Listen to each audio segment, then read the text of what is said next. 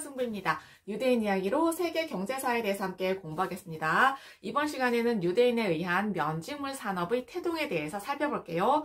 영국에서는 일자리를 잃은 농촌의 실업자들이 많았어요. 농촌 실업자들의 노동력을 이용해서 돈을 벌어보려는 도시의 의류 상인들이 있었어요. 영국은요, 농촌 실업자층의 인력을 기반으로 일찍 직물 간의 수공업이 발달했어요. 상인들이 농민들에게 양모, 대마, 면 같은 원재료를 나누어주고 나중에 완성품을 수거하는 직물 간의 수공업과 같은 방식을 선대제라고 해요. 선대제 덕분에 과거에 가공되지 않은 양모를 그대로 수출하던 영국은요, 16세기 중반부터 대부분의 상품을 원단 형태로 가공을 해서 수출을 할 수가 있었어요. 수출량은요, 8배가 늘어났어요. 그리고 수십만 명에게 일자리를 제공해 줄 수가 있었어요. 선대 제도는 성금을 먼저 받거나 원자재를 외상으로 미리 공급하는 도시 상인의 주문에 따라서 생산하는 간의 수공업이에요. 17세기 중엽 이후에 도시 상업조합에서 배제된 유대인들은요, 도시 길드의 제약을 피해서 농촌과 직접 거래하면서 이 제도를 활용했어요. 도시의 유대 상인들은요, 수거한 완성품을 유대인 도매상이나 무역업자에게 넘겼어요. 도시 상인의 일부는 그 뒤에 대상인 자본가와 결합하거나 모직물 도매상이나 모직물 수출상으로 점차 진화해서 생산물을 지배할 수가 있었습니다.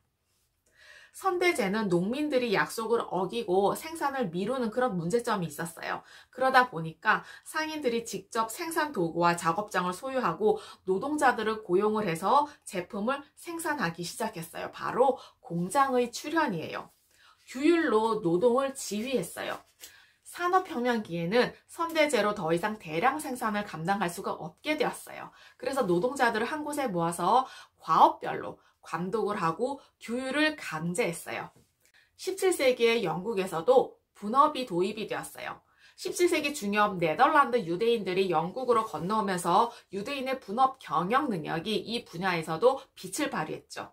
자본가는 공장을 세우고 각자의 능력에 맞는 일을 맡기는 분업으로 물건을 신속하게 만들어낼 수가 있었습니다. 공장제 수공업, 그러니까 매뉴팩처라고 하죠. 면직물은 일찍부터 유럽에서 수요가 많았어요. 드레스, 침대 시트, 커튼으로 이용되었거든요. 17세기 후반에 동인도 회사에 들어온 아름답게 염색된 인도 무명인 캘리코는요, 유럽 사람들 사이에서 그 인기가 무척 좋았어요. 수입량이 너무 많아지면서 정부는요, 이것을 제한하기 시작했어요. 전통적인 영국의 모직물을 보호하기 위해서였어요. 면제품에 대한 수요는 가라앉지 않았어요. 18세기 초 인도 무명에 맞설 면직물 제조가 영국 전 국민의 관심사였죠. 17세기에 유대인 상인에 의해서 들여온 레반트 지역의 수입 원면으로 국내에서 면직물을 생산하기 시작했어요. 주로 선대제를 통해서 일손이 많은 농촌에서 생산했어요. 1757년에 인도에서 벌어진 플라시 전투로 원면 확보 돌파구를 마련할 수가 있었어요. 이 전투로 동인도 회사가 원면의 주 생산지인 벵골 지방을 장악했거든요. 1765년에 벵골 지방의 조세 징수권을 빼앗았어요. 그러면서 실질적인 통치권을 행사했죠. 이때부터 영국의 동인도 회사는 무역보다는 여러 가지 세금을 만들어내서 인도에서 돈과 자원을 수탈했어요. 인도의 식민지 체제를 수립한 동인도 회사는 벵골에서 거둔 세금으로 원면을 사서 영국으로 보냈어요. 이제 영국의 면직물 산업은 본격적인 수출 산업이 되었습니다. 필요는 발명의 어머니라고 해요. 목수인 하그리브스는요, 1767년에 면화에서 실을 뽑는 기계인 방적기를 발명했어요. 바로 산업혁명의 시동이 걸린 셈이에요. 생산성이 비약적으로 증가했고요. 물레방아를 돌릴 수 있는 물이 있는 계곡에 공장이 출현했어요. 영국 정부는 국내 면직물 산업이 가지고 올 희망찬 미래를 금세 알아보았어요.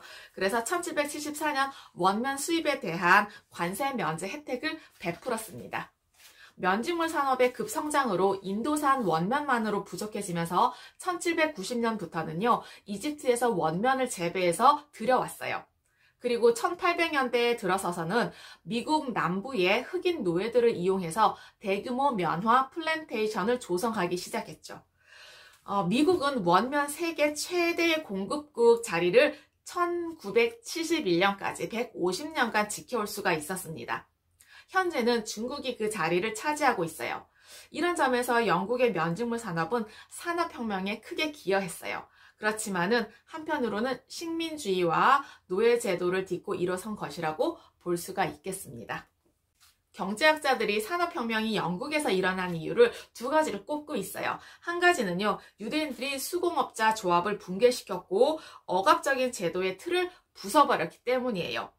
그러면서 창조적인 발명과 기술 개량으로 신분의 상승과 부의 획득으로 이어질 수 있는 토양을 마련했다는 것이죠. 두 번째로는요, 네덜란드 유대 자본이 영국에 건너오면서 저렴한 자본을 쉽게 구할 수 있는 산업혁명의 기술을 널리 확산할 수 있었다는 점이라고 보고 있습니다. 유대인들을 통해서 암스테르담의 부와 금융기술을 받아들인 런던은요, 세계 최대의 금융도시가 될 수가 있었습니다. 네, 어떠셨나요? 과거의 지혜와 지식을 통해서 현재와 미래의 삶이 좀 더 의미있고 풍성해지시길 기원합니다. 감사합니다.